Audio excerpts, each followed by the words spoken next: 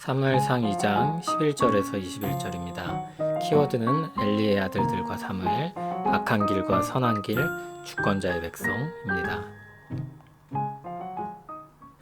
엘가나는 라마의 자기 집으로 돌아가고 그 아이는 제사장 엘리 앞에서 여호와를 섬기니라.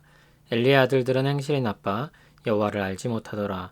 그 제사장들이 백성에게 행하는 관습은 이러하니 곧 어떤 사람이 제사를 드리고 그 고기를 삶을 때에 제사장의 사환이 손에 새 살 갈고리를 가지고 와서 그것으로 냄비에나 솥에나 큰 솥에나 가마에 찔러 넣어 갈고리에 걸려 나오는 것은 제사장이 자기 것으로 가지되 실로에서 그곳에 온 모든 이스라엘 사람에게 이같이 할 뿐 아니라 기름을 태우기 전에도 제사장의 사환이 와서 제사 드리는 사람에게 이르기를 제사장에게 구워드릴 고기를 내라. 그가 내게 삶은 고기를 원하지 아니하고 날 것을 원하신다 하다가 그 사람이 이르기를 반드시 먼저 기름을 태운 후에 내 마음에 원하는 대로 가지라 하면 그가 말하기를 아니라 지금 내게 내라.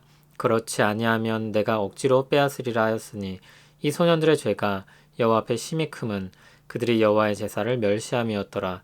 사무엘은 어렸을 때 세마포 에봇을 입고 여호와 앞에서 섬겼더라.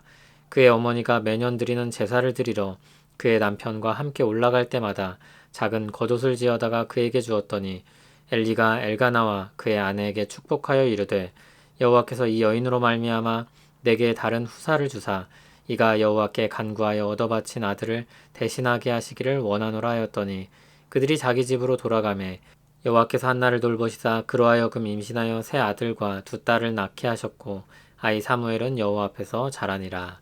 아멘. 사무엘의 어린 시절 이야기입니다.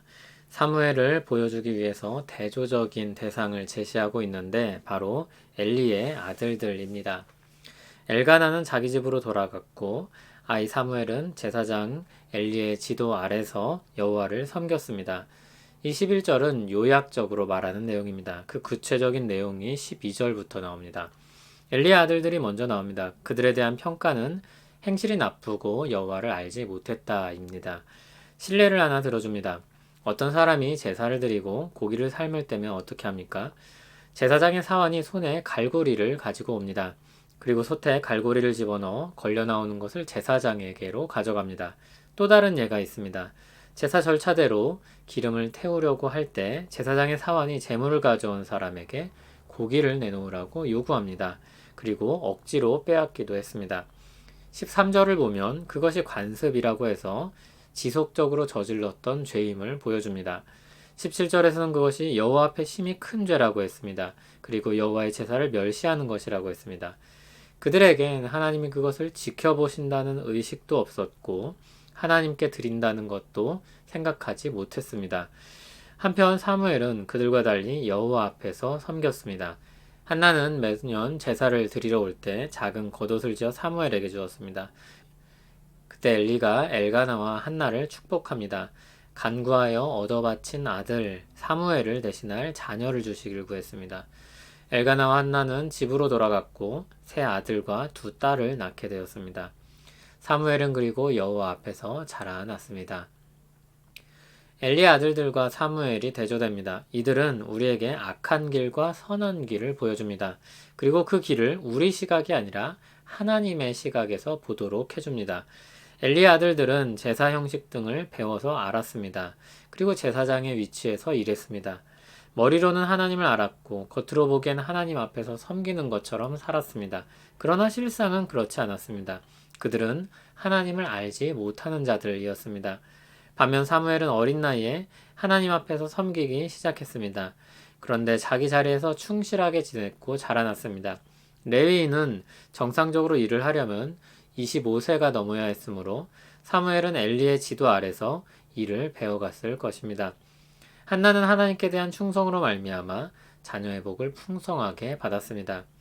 이제 곧 하나님은 악한 엘리의 아들들로부터 사무엘에게로 역사의 무게중심을 옮겨가실 것입니다.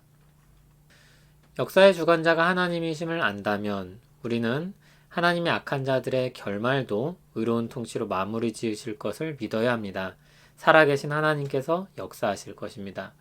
역사의 주관자가 하나님이심을 안다면 우리는 우리 자리에서 성실하게 하나님을 섬겨야 할 것입니다. 그것이 믿는 자에게 우선적으로 요구되는 것입니다. 또 한 가지 생각해야 할 것이 있습니다.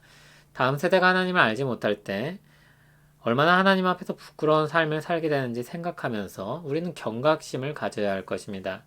물론 공포스러운 두려움에 빠질 것이 아니라 우리를 사랑하시며 우리가 마땅히 경외할 하나님 앞에서 거룩하게 살기 위한 의식을 가지고 그리해야 할 것입니다.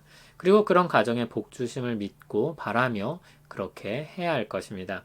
한나에게 주셨던 은혜를 기억하십시오. 또한 이러한 의식은 자녀를 가진 부모만이 아니라 온 교회가 가져야 할 의식입니다. 이를 위해서 함께 수고하고 기도해야 합니다. 하나님 나라는 따로따로 각자 도생하는 것이 아닙니다. 함께 지어져가는 하나의 나라입니다. 주께서 이스라엘의 내일을 열어주셨듯이 우리의 내일도 열어주시기를 소원합니다.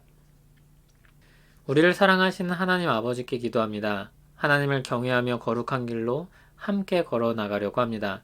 세상의 어두움을 헤치고 우리 욕심을 제어하며 주님 백성답게 살아가길 원합니다. 믿음으로 자녀들을 힘써 기르는 우리에게 복을 내려주시고 은혜를 베풀어 주시옵소서. 예수님 이름으로 기도합니다. 아멘.